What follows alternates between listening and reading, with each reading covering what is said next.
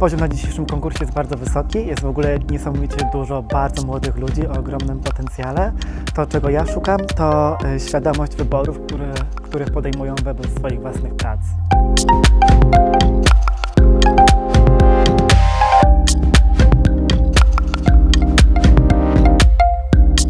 What I'm looking for by this competition will be actually connected with our project collaboration, and it is all about what matters. What matters for young people practicing dance, how they respond to the topic of their choice, and the ecology of movement, how they treat their body, how they communicate, how is the interaction, overall interaction with the audience, with space, and sincerity, embodied cognition, but sincerity and some authentic message.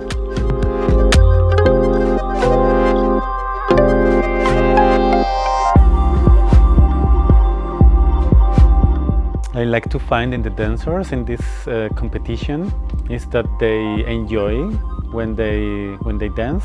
I think at the end is one of the most basic and important thing for dancers. Apart from the technique and the dramaturgy or the acting, I mean all the elements that they can include in their performance, it's also important. But at the end, almost nothing of these things can make sense if they are not enjoying the dance. This will be like my main criteria also when I see that.